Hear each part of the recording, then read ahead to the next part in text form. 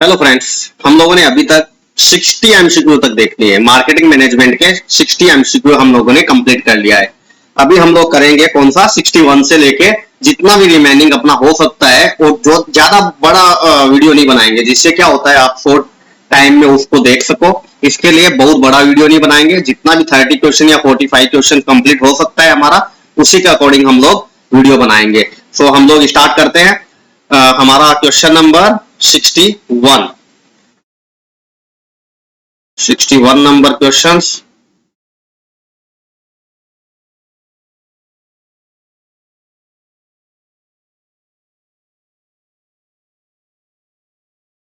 हमारा 61 number question क्या बोल रहा है, निम्नलिखित में से किन क्रियाकलापों का लक्षित विपणन में सम्मिलित किया जाता है। किन क्रियाओं को लक्षित विपणन में सम्मिलित किया जाता है। Targeting marketing. Target marketing involves which of the following activity. कौन सी एक्टिविटी को हम लोग इसमें शामिल करेंगे। तो सबसे पहले हमारा कि मार्केट पोजीशनिंग, हमारा मार्केटिंग पोजीशनिंग, सॉरी इसमें अपन रेड कलर का ले लेते हैं, ब्लैक कलर का, ठीक है। Marketing positioning. सेकंड हमारा मार्केट टारगेटिंग।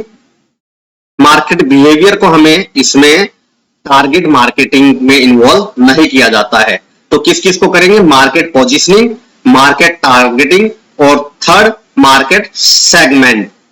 तो हमारा option number A B D ये कौन से में इन्वॉल्व है, ए बी डी हमारा सी नंबर में इन्वॉल्व है। तो हमारा ऑप्शन नंबर सी करेक्ट होता है।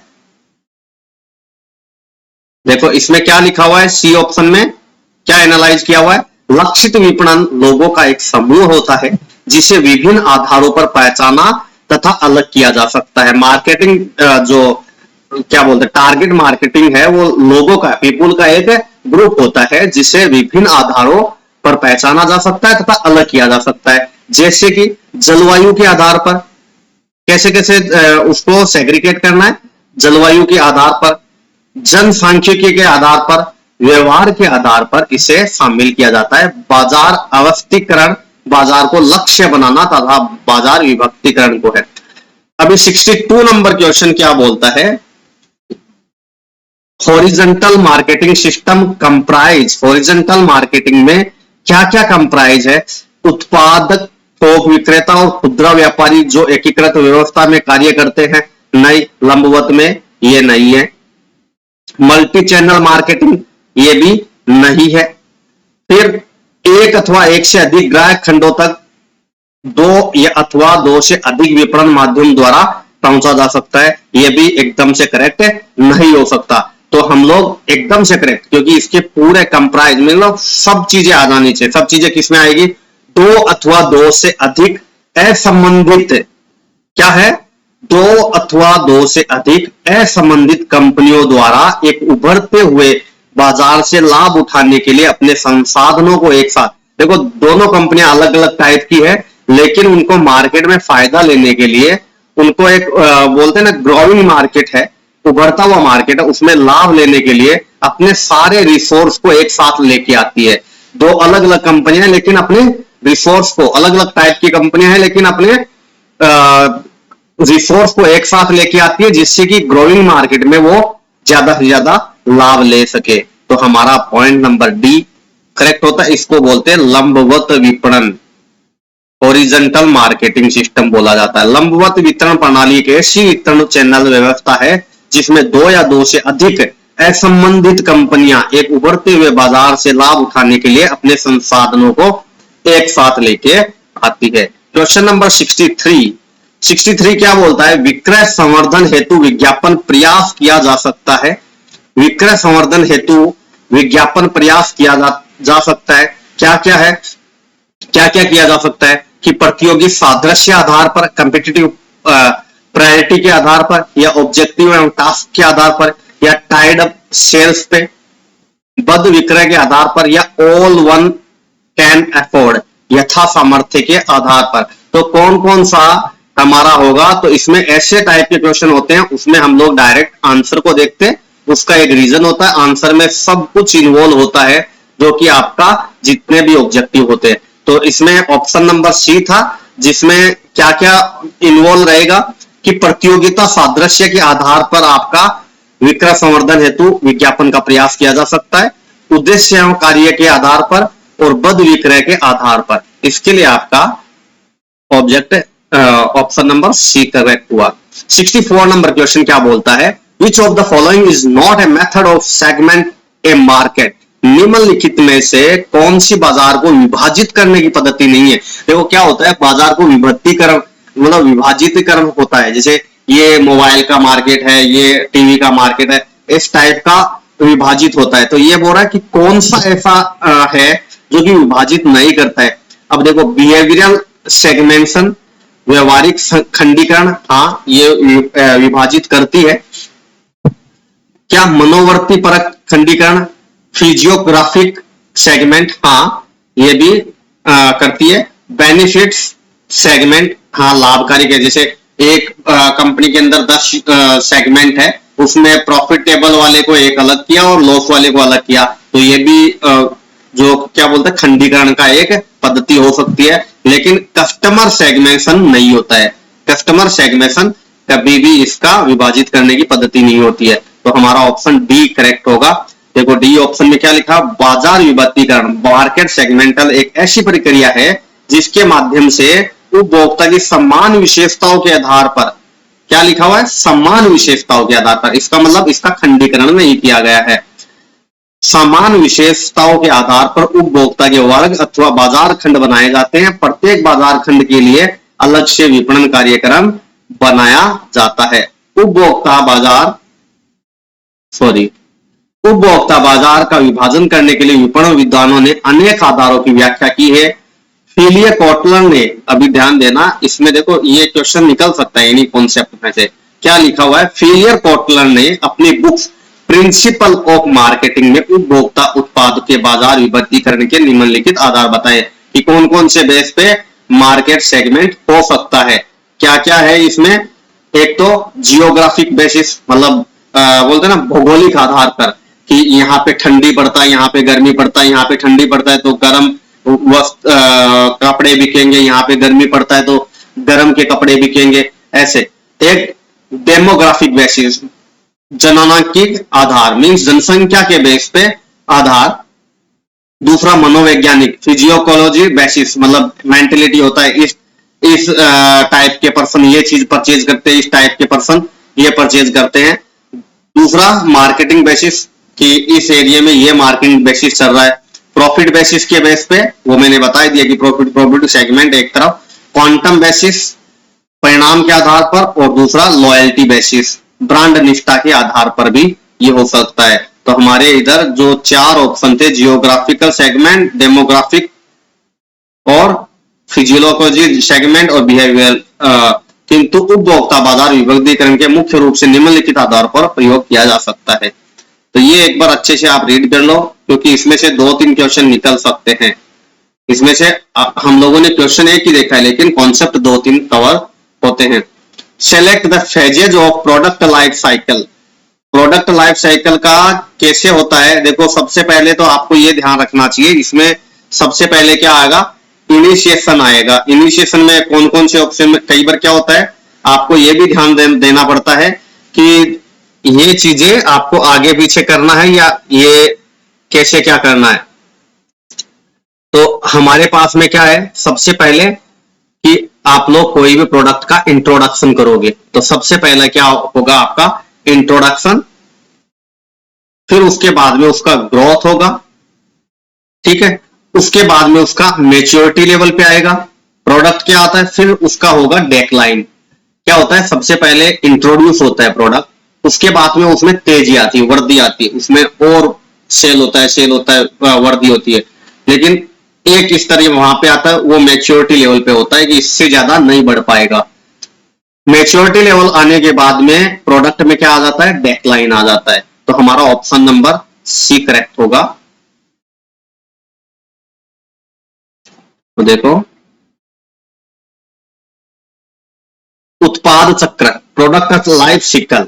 प्रोडक्ट लाइफ साइकिल कैसे होता है, विपणन प्रबंध की अति महत्वपूर्ण अवधारणा है। इस अवधारणा का विकास प्रोफेसर थियोडोर लेविट ने किया था, जबकि इनको प्रसिद्ध करने का श्रेय professor C.R. Watson, B Karthi, D.J. तक, D.T. कोलाट एवं R.D. ब्लैकवेल महोदय ने किया था। देखो, इसका अवधारणा का विकास किसने किया था? प्रोफेसर थियोडोर लेविट ने। लेकिन इसको जो बोलते फेमस करने का श्रेय किसको जाता है? Professor R. वाटसन को, बी कार्थी को, D.J. तक को, D.T. कोलाट को, R.D. ब्लैकवेल महोदय को। तो ये इतने सारे नाम याद नहीं होंगे, मेरे हिसाब से ऐसा क्वेश्चन भी नहीं बनेगा। मनुष्य, पशुओं, पेड़ पौधों की भांति उत्पादों का भी जीवन काल होता है, अर्थात जीवन चक्र होता है। कोई भी प्रोडक्ट का एक जीवन चक्र होता है कि नहीं देखा गया कई बार कौन सा प्रोडक्ट चलता है, स्टार्ट होता है, जैसे नया आया, नया आने के बाद में उसका काफी कस्टमर उसके साथ में जुड़ गए, लेकिन एक लेवल तब आता है जब काफी कस्टमर उसके साथ में थे, वो मैच्योरिटी लेवल हो गया। उसके बाद में उस प्रोडक्ट को धीरे धीरे लोग उससे मोह भंग होने लगता है, तो उसका क्या आ जाता है? डेक्लाइन आ जाता है। तो उसी भांति है ना, जैसे सब चीजों का एक प्रोडक्ट साइकिल होता है, लाइफ साइकिल होता है, जैसे इंसान का भी होता है, जानवरों का भी होता है, पेड़ पौधों का भी होता है, वैसे ही किसी प्रोडक्ट का भी होता है। मानव जीवन की तरह उत्पाद भी जन्म लेते हैं, युवावस्था में प्रवेश करते हैं, वृद्ध होते हैं और अंततः मृत्यु को प्राप्त होते हैं। इन विभिन्न अवस्थाओं के साथ होने वाला समायोजन उनके जीवन की सफलता का निर्धारण करता है। जिस प्रकार मानव जीवन चक्र 4 भागों में विभाजित किया जा सकता है, वैसे ही इसमें भी 4। तो मानव जीवन कैसे होता है? बाल्यावस्था होता है, उसके बाद में जवान होता है आदमी, उसके बाद में प्रौढ़ावस्था होती है और फिर वृद्धावस्था आ जाती है और उसके बाद में उसका जीवन खत्म हो जाता है। तो ऐसे ही है कि इंट्रोडक्शन स्टेज आता है, फिर ग्रोथ स्टेज आता है, फिर मैच्योरिटी स्टेज आता है, उसके बाद में उसका पतन होना स्टार्ट हो जाता है। ये हमारा product life cycle, product life cycle. Question number 66 क्या बोलता है? निम्नलिखित में से कौन सी उत्पाद मिश्रण व्यू रचना नहीं है? कौन सी व्यू रचना नहीं है? प्रोडक्ट मिक्स का स्ट्रेटेजी क्या नहीं है? देखो, ट्रेडिंग अप करना, उच्च व्यापार करना उसका होता है, ऑल्ट्रेशन करना भी होता है उसका, सिंप्लीफिकेशन करना भी होता है, वैल्यू एडिशन करना उसका उत्पाद मिश्रण व्यू रचना नहीं है। तो उत्पाद व्यू रचना क्या नहीं है? मूल्य वर्गीकरण करना। इसको हम लोग पढ़ लेते हैं, बहुत अच्छे से कॉन्सेप्ट बताया गया। उत्पाद मिश्रण, प्रोडक्ट मिक्स, उत्पाद पंक्तियों तथा मदों के समग्र संग्रह को कहते हैं, जो एक विशेष कंपनी बिक्री के लिए ग्राहकों या क्रेताओं को प्रस्तुत करती है। उत्पाद मिश्रण कंपनी द्वारा उत्पादित विभिन्न प्रकार के पदार्थों का संपूर्ण फैलाव है और इन सभी से संबंधित रणनीति को उत्पाद मिश्रण रणनीति कहा जाता है। उत्पाद मिश्रण व्यू रचना में शामिल घटकों को निम्नलिखित प्रकार से व्यक्त कर सकते हैं। अतः स्पष्ट है कि उत्पाद मिश्रित रणनीति या व्यू रचना में उच्च व्यापार का उत्पाद या फैलाव, उत्पादों में बदलाव, उत्पादों के साधारणीकरण को शामिल किया जाता है, जबकि मूल्य वृद्धि को उत्पाद मिश्रण व्यू रचना में शामिल नहीं किया जाता। ये इसका क्लेरिफिकेशन था अपने आंसर का। अब क्वेश्चन नंबर 67 क्या है? Relationship in marketing means, relationship in marketing means क्या होता है? ऑप्शन आपके पास में ए है कि relation between buyer and seller, second B में relation between sales person, third आपका है relation between company and consumer. तो क्या है रिलेशनशिप मार्केटिंग में? या ऑल ऑफ द अबव है? तो सबसे पहले हमें क्या कि देखो वर्तमान काल में ऑप्शन नंबर सी है, जो कि कंपनी और कस्टमर का दिया हुआ है, कंपनी और कस्टमर का ही है ना, relationship between company and consumer. ठीक है, करेक्ट है। तो सी आंसर अपना करेक्ट होता है। और ये क्यों करेक्ट होता है उसको हम लोग देख लेते हैं कि वर्तमान उपभोक्ता कस्टमर ओरिएंटेड है। युग में विपणन के अंतर्गत कंपनी और उपभोक्ता के मध्य संबंध स्थापित किया जाता है। सभी विपणन क्रियाएं उपभोक्ता की संतुष्टि के लिए किया जाता है। पहले उपभोक्ता की आवश्यकता का पता लगाया जाता है, उसकी रिक्वायरमेंट क्या है कस्टमर का। उसके बाद उन आवश्यकता की पूर्ति के लिए उत्पादों एवं सेवाओं का निर्माण किया जाता है। उसके बाद प्रोडक्ट का मैन्युफैक्चरिंग किया जाता है। विपणन के आधुनिक विचार के अनुसार किसी भी फर्म के अस्तित्व का आर्थिक एवं सामाजिक आधार उपभोक्ता की संतुष्टि है। यदि कस्टमर सेटिस्फाई नहीं होगा तो कंपनी भी आपके प्रोडक्ट को नहीं बेच पाएगी, अपने प्रोडक्ट को नहीं बेच पाएगी। अतः फर्मों की समस्त क्रियाएं जैसे उत्पादन, इंजीनियरिंग, वित्त एवं विपणन आदि उपभोक्ता की आवश्यकता पर आधारित होती है। अतः स्पष्ट है कि कंपनी का आधुनिक विपणन विचार उपभोक्ता संतुष्टि पर ही आधारित होता है। ये तो हमारा सबसे पहला जो मॉडर्न मार्केटिंग चल रहा है वो यही है कि कस्टमर को सेटिस्फाई करो, आपका बिजनेस ऑटोमेटिक अच्छा चलेगा।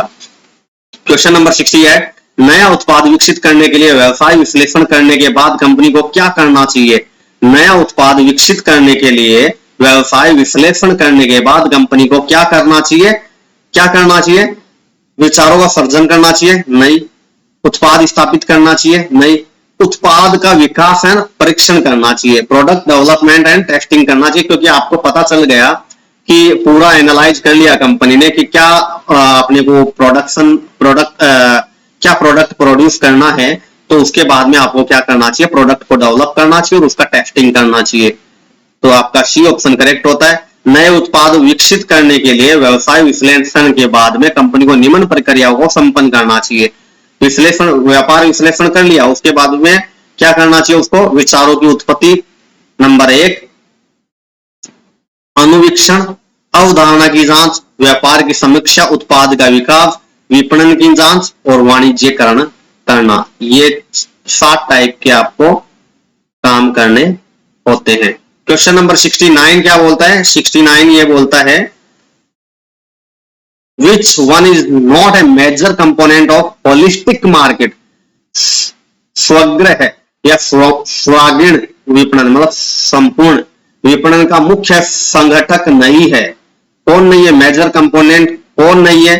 देखो, रिलेशनशिप मार्केट है, इंटीग्रेटेड मार्केट है, इंटरनल मार्केटिंग नहीं है। इंटरनल मार्केटिंग का क्या मतलब? वो उसका मेजर कंपोनेंट होलिस्टिक मार्केट का नहीं हो सकता। होलिस्टिक मार्केट का जो मेजर कंपोनेंट है वो है रिलेशनशिप मार्केट, इंटीग्रेटेड मार्केट और सोशल रेस्पॉन्सिबिलिटी मार्केटिंग। तो अपना option number C correct answer होता है, क्योंकि इसने पूछा है कि घटक संगठक कौन नहीं है, इसके लिए हमारा ऑप्शन सी होता है। Distribution logistic also term as a market logistic does not include, किसको इंक्लूड नहीं करते? जिसे बाजार तंत्र भी कहा, वितरण तंत्र जिसे बाजार तंत्र भी कहा जा सकता है, में निम्नलिखित में से कौन सम्मिलित नहीं है? इन्वेंट्री सम्मिलित है, ट्रांसपोर्टेशन की भी जरूरत होती है, वेयर हाउस की भी जरूरत होती है। किसकी जरूरत नहीं है? डिस्ट्रीब्यूशन चैनल की नहीं है। यह क्वेश्चन रिपीटेड है, जो आपको ध्यान रखना है। क्वेश्चन नंबर 71 क्या बोल रहा है? क्वेश्चन नंबर 71 बोलता है उत्पाद के समस्त वास्तविक तथा संभावित क्रेताओं के समुच्चय को क्या कहा जाना चाहिए?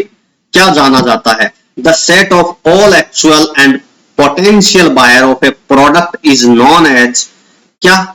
मार्केट। देखो, उत्पाद के समस्त वास्तविक एवं संभावित क्रेताओं के समुच्चय को, मैं तो बोलता हूं क्रेताओं को समुच्चय मतलब मिल्स खरीदार के समुच्चय को ही क्या बोला जाता है? बाजार। भले ही वो भावी है, भले ही वो वर्तमान के है, उन समस्त को क्या बोला जाएगा? बाजार, मार्केट बोला जाएगा। तो ऑप्शन नंबर सी हमारा करेक्ट आंसर है। सामान्यतः किसी उत्पाद के वास्तविक तथा संभावित क्रेताओं के समुच्चय को बाजार कहा जाता है, जहां पर वस्तु एवं सेवाओं का क्रय विक्रय किया जाता है। इसी बाजार की शक्तियों द्वारा ही वस्तु एवं सेवाओं के मूल्य का निर्धारण किया जाता है। क्वेश्चन नंबर 73, अब फिलिप कोटलर साहब ने क्या बोला है? फिलिप कोटलर द्वारा दिए गए उपभोक्ता व्यवहार के प्रतिमान मतलब मॉडल में विपणन उद्दीपक क्या होता है? मार्केटिंग स्टिमुली क्या होता है? In the model of consumer behaviour given by Philip Kotler what constitute the marketing stimuli? क्या होता है इसके? 4P। फिलिप कोटलर ने क्या बोला? 4P, प्रोडक्ट, प्लेस, प्रमोशन और आपका क्या बोला गया उसमें? Price, product, place, promotion. ये इसने 4 बोला कि P ही इसका ये बोलो यूनियन है। उपभोक्ता संरक्षण अधिनियम 1986 के संबंध में क्या सही नहीं है? उपभोक्ता अधिनियम 1986 के संबंध में क्या क्या सही है वो हम लोग देख लेते हैं कि इसमें दिया होगा कि एक तो ये ध्यान रखना है 15 लाख रुपए के दावे से जुड़ी शिकायत राज्य आयोग के समक्ष प्रस्तुत की जानी चाहिए, ये सही नहीं है। अब क्या क्या सही है ये हम लोग देख लेते हैं आंसर में। 2 से अधिक वर्ष पहले खरीदी गई वस्तु के संबंध में की गई शिकायत पर विचार नहीं किया जाएगा। उपभोक्ता संरक्षण अधिनियम 1986 बोलता है कि 2 या 2 से ज्यादा अधिक साल पहले आपने कोई प्रोडक्ट परचेज किया था, उससे संबंधित यदि शिकायत आप लेके जाते हो तो उस पर कोई विचार नहीं किया जाएगा। चिकित्सकीय असावधानी के विरुद्ध शिकायत मर्त के कानूनी उत्तराधिकारी या प्रतिनिधि द्वारा दर्ज की जा सकती है। चिकित्सकीय असावधानियों के विरुद्ध शिकायत मर्त के कानूनी उत्तराधिकारी या प्रतिनिधि द्वारा दर्ज की जा सकती है। मीन्स आपके घर में कोई पेशेंट था, आपने उसको हॉस्पिटल में लेके गए और उस डॉक्टर की लापरवाही की वजह से उसकी मौत हो जाती है। ये उपभोक्ता संरक्षण अधिनियम 1986 में आप उसकी शिकायत कर सकते थे।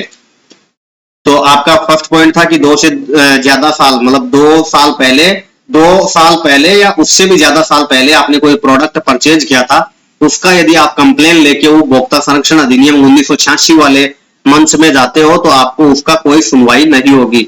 सेकंड बात यह है कि दूसरी बात क्या है कि यदि कोई डॉक्टर, मतलब हॉस्पिटल में आप कोई पेशेंट को लेके जाते हो, डॉक्टर की लापरवाही की वजह से आपके पेशेंट का कोई डेड हो जाता है, मृत हो जाता है, तो उसका जो उत्तराधिकारी है या जो उसका क्या बोलते हैं प्रतिनिधित्व करता है, वो पर्सन अपना कंप्लेन उपभोक्ता मंच में कर सकता है।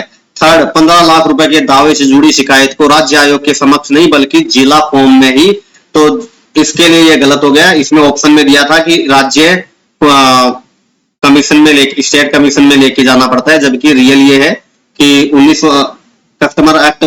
कंज्यूमर एक्ट 1986 में 15 लाख से जो भी कम दावे थे वो सारे डिस्ट्रिक्ट फॉर्म में लेके जाने पड़ते थे। अभी जो कंज्यूमर एक्ट 2002 है उसके अंदर क्या है कि आपका 1 करोड़ से जो कम का है दावा वो तो आपका डिस्ट्रिक्ट फॉर्म में जाता है, और यदि आपका 1 करोड़ से 10 करोड़ के बीच में है तो आपका स्टेट कमीशन के पास में जाता है, और 10 करोड़ से भी ज्यादा का यदि आपका कोई क्लेम है तो वो जाता है आपका नेशनल कमीशन के पास में जाता है। तो क्वेश्चन नंबर 75 क्या बोलता है आपका क्वेश्चन नंबर कि उपभोक्ता क्रय निर्णय प्रक्रिया की अवस्था में निम्नलिखित में से कौन सी एक अवस्था नहीं है, which is not one of the stage in the consumer buying decision process. क्या नहीं है, देखो परचेज डिसीजन लेना पड़ता है, इसकी एक अवस्था है। पोस्ट परचेज बिहेवियर, ये भी अवस्था है। प्रॉब्लम रिकॉग्नाइज, समस्या की पहचान करना भी है, लेकिन कल्चरल फैक्टर इसकी अवस्था नहीं है। बाइंग डिसीजन में प्रोसेस में इनका कोई बोलते हैं कोई एक स्टेज नहीं है। उपभोक्ता क्रय निर्णय प्रक्रिया की अवस्था में क्रय निर्णय, क्रय उत्तरोत्तर व्यवहार मीन्स पोस्ट परचेज एवं समस्या की पहचान करने की क्रिया को शामिल किया जाता है, जबकि सांस्कृतिक घटक को इसमें शामिल नहीं किया जाता। Move on the next question 76। उत्पाद जीवन चक्र की किस अवस्था में मूल्य निर्णय सर्वाधिक जटिल होता है? उत्पाद, एक सेकंड है, उत्पाद जीवन चक्र, product life cycle are the pricing decision most complex. क्या मोस्ट कॉम्प्लेक्स होता है इसके अंदर कि डेक्लाइन होना, ग्रोथ होना या इंट्रोडक्शन होना, मैच्योरिटी होना, ये चारों स्टेज होता है। इसमें से कॉम्प्लेक्स क्या है आपका मैच्योरिटी लेवल, क्योंकि मैच्योरिटी के बाद में आपका क्या होने वाला है, डेक्लाइन होने वाला है। तो सर्वाधिक जो निर्णय जटिल निर्णय है वो मैच्योरिटी है, क्योंकि उसके बाद में आपको पता है कि आपका प्रोडक्ट मार्केट में रहेगा या नहीं रहेगा, ये आपके ऊपर डिपेंड करता है, क्योंकि नेक्स्ट स्टेज आपका स्टार्ट होता है डेक्लाइन का। तो मानव जीवन की तरह किसी उत्पाद का भी जीवन चक्र उस अवस्था से होकर पूर्ण होता है जिसमें क्रमश प्रवेश, वर्धिमान, परिपक्व एवं ह्रासमान की अवस्था पाई जाती है। चूंकि परिपक्वता अवस्था वस्तु के विकास और वृद्धि की चरम निर्धारण व मूल्य निर्णय का कार्य बहुत ही जटिल व जोखिमकारी होता है, क्योंकि इस स्तर पर सुधार की कोई गुंजाइश नहीं होती है, क्योंकि इसमें सुधार की कोई गुंजाइश नहीं होती। इसके बाद तो डेक्लाइन का ही प्रोसेस चालू होता है। क्वेश्चन नंबर 77 क्या बोलता है, कौन सी अवधारणा विकास, अभिकल्प, डिजाइन और विपणन कार्यक्रम के क्रियान्वयन प्रक्रियाओं तथा गतिविधियों पर आधारित है, उनके विस्तार तथा अंतर्निर्भरता को स्वीकार करती है। कौन सी अवधारणा ऐसी? समग्र विपणन की अवधारणा। समग्र विपणन की अवधारणा क्या बोलती है? समग्र विपणन की अवधारणा विकास, अभिकल्प, डिजाइन, विपणन कार्यक्रम के क्रियान्वयन प्रक्रियाओं तथा गतिविधियों पर आधारित है, जो उनके विस्तार तथा अंतर्निर्भर को स्वीकार करती है। अतः विकल्प आपका डी आंसर ऑप्शन करेक्ट होता है। क्वेश्चन नंबर 78 क्या बोल रहा है, विपणन मिश्रण की अवधारणा जिसमें विपणन के 4 पी आते हैं, किसने? अभी देखो, अभी तो आपने देखा था ई जेरोम मैकार्थी ने, जो आपका शायद फर्स्ट क्वेश्चन था। ई जेरोम मैकार्थी ने चार मिश्रण, मतलब विपणन मिश्रण की अवधारणा जिसमें विपणन के 4 पी आते हैं, वो किसने डेवलप किया था? वो किया था ई जेरोम मैकार्थी ने। क्वेश्चन नंबर 79, बिक्री की अवधारणा सर्वाधिक संभावित रूप से उन फर्मों द्वारा उपयोग में लाई जाती है जो निम्नलिखित वस्तुएं बेचती है। बिक्री की अवधारणा सर्वाधिक संभावित रूप से उन फर्मों द्वारा उपयोग में लाई जाती है जो निम्नलिखित वस्तुएं बेचती है। अब कौन सी वस्तुएं बेचती है, ये आप लोग देख लो। जो कि अनिश्चित वस्तुएं बेचती है। किसके द्वारा ये लाई जाती है अवधारणाएं? जो फर्म अनिश्चित वस्तुएं बेचती है। क्वेश्चन नंबर 80, उपभोक्ता संरक्षण अधिनियम 1986 के अंतर्गत शिकायतकर्ता किस आधार पर अवैध होगी?